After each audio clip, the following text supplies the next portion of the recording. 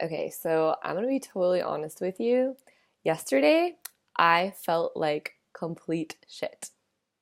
Not physically, physically was fine, but emotionally, energetically, spiritually, mentally, total shit. My mind was having a heyday on me about everything that could be going on in my life. Um, and I was just feeling a complete lack of motivation, lack of energy, overwhelmed, confused, sad, blah, blah, blah. Just feeling all this stuff.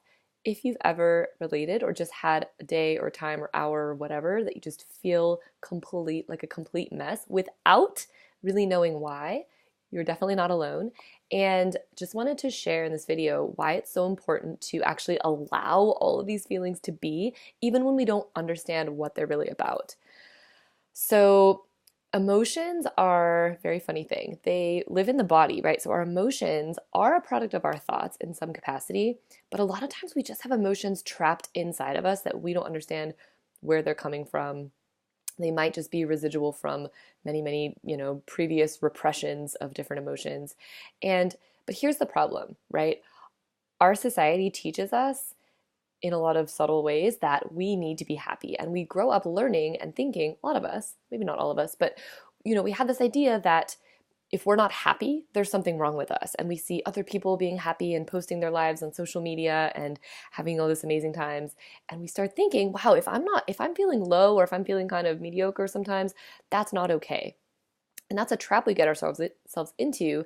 And I actually recommend this book, The Happiness Trap, which is a great resource and just really goes into this a lot more about how we've started to believe that happiness is the new normal, that we have to be at all the time. When in reality, it's the entire spectrum of the human experience and emotional shades that gives our life the range of experience, that gives our life the color and richness that we want, that lets us stand up in the world and be who we are because we understand how to deal with different emotions and how to use them, not just deal with them and battle them down and push them away, but how to use them to integrate into our lives and become the best versions of ourselves, right? So back to this kind of experience where you're just feeling like shit.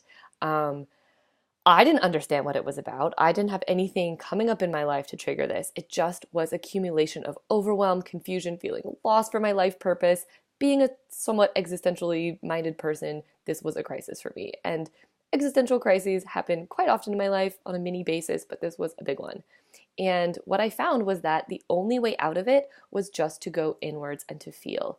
And I tried lots of different things, like going out for a walk, going out for food, going for a massage, watching a movie, talking to a friend.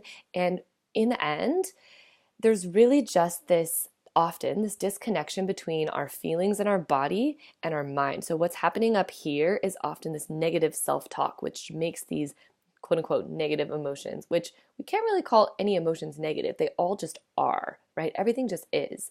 But these emotions that are less than comfortable are amplified when our mind is having its way with us and judging the emotions and saying, why don't you feel happy? Why don't you feel better? Your life is so amazing. You live in Bali. You should be having this blah, blah, blah. Like, what's wrong with you?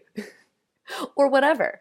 We all have this happen to us. Our minds go crazy. And in reality, we just need to be connecting in with our bodies, noticing what's there.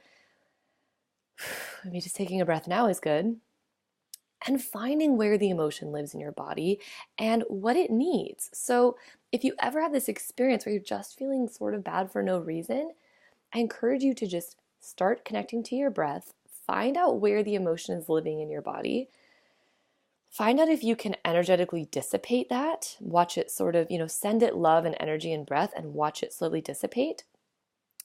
And then just ask yourself in a very loving way, what is it that you need? Putting your hands on your heart. I like to put one hand on my heart and one hand on my belly and just say, how can I love you more? How can I love you right now? What is it that my heart needs? What is it that this soul, this body needs in order to come back to balance? When you can take the time to do this, instead of judging the emotions you're having or trying to run away from them or push them down, because what you will resist in life persists. So if you push them down, they will come back the next day or the next week and bite you in the ass, I promise. That's probably what happened to me yesterday, was a lot of repression recently and then it just coming up. So yeah, it's going in and allowing it and accepting it and loving yourself through these emotions that aren't comfortable. And the last thing is they can teach us so much. So how can you use negative emotions to teach you and help guide your life and integrate and make you into the person that you're really wanting to become? How can you use these experiences for you? I'm curious to hear what your thoughts are on that.